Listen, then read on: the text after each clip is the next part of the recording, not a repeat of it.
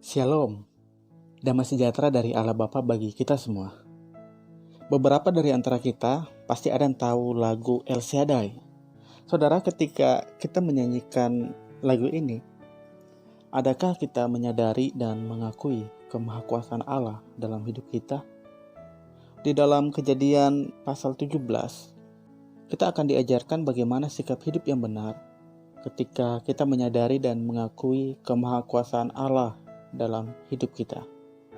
Dalam ayatnya yang pertama, ketika Abram berumur 99 tahun, maka Tuhan menampakkan diri kepada Abram dan berfirman kepadanya, "Akulah El Shaddai, Allah yang Maha Kuasa. Hiduplah di hadapanku dengan tidak bercela." Saudara, di bagian ini kita diperkenalkan akan hakikat Allah, yaitu El Shaddai. Dalam pasal sebelumnya, tepatnya pasal 14, kita diperkenalkan dengan Allah El Elyon, yang artinya Allah yang Maha Tinggi.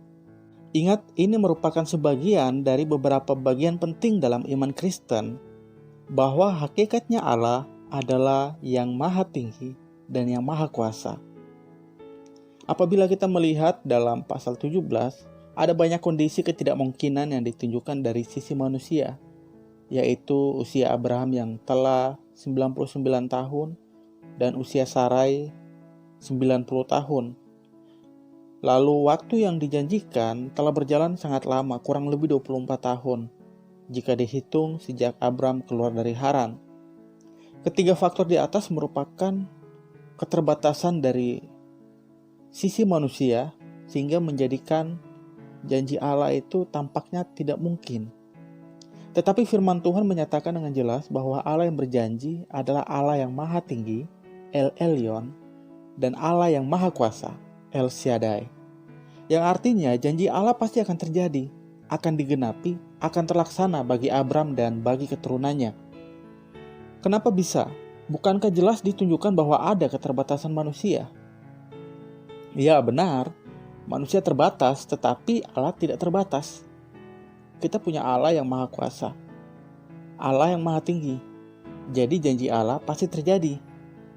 Sekarang bagi kita orang percaya yang diperhitungkan di dalam Kristus Yesus Tuhan kita, yang secara jasmani berasal dari keturunan Daud, keturunan Abram, jika kita sudah tahu dan mengenal bahwa Allah kita adalah Allah yang Maha Tinggi, Allah yang Maha Kuasa, pertanyaannya, apakah kita percaya Allah akan memenuhi janji-janjinya bagi kita? Janji keselamatan, damai sejahtera, sukacita, janji akan penyertaan Allah dalam hidup kita. Sayangnya, seringkali orang Kristen menunjukkan ketidakpercayaan kepada Allah dan bahkan memerintah Allah akan apa yang harus dilakukan dan apa yang tidak harus dilakukan oleh Allah. Masih ada orang Kristen yang tidak menyadari bahwa yang diperintahkan adalah Allah yang Maha Tinggi dan Allah yang Maha Kuasa, yang bahkan Abram yang disebut sebagai bapa orang beriman, ketika menyadari hal itu, dia pun berlutut dan menyembah. Tidak berani berkata apa-apa di hadapan Allah, apalagi sampai memerintah Allah. Merupakan sikap hidup yang salah, karena kita tidak menunjukkan penghargaan, penghormatan kepada Allah yang agung dan mulia. Dan meskipun Abram tahu akan kondisi hidupnya, tahu keterbatasan dirinya yang tidak mungkin, namun dia tetap percaya pada Allah. Karena dia tahu yang berjanji adalah Allah yang Maha Tinggi, Allah yang Maha Kuasa. Dan yang Allah inginkan dari umatnya adalah percaya dan lakukan bagian manusia. Jadi ada bagian yang memang harus kita lakukan sebagai orang percaya. Soal berkat, soal keturunan, itu adalah bagian Allah terhadap Abraham.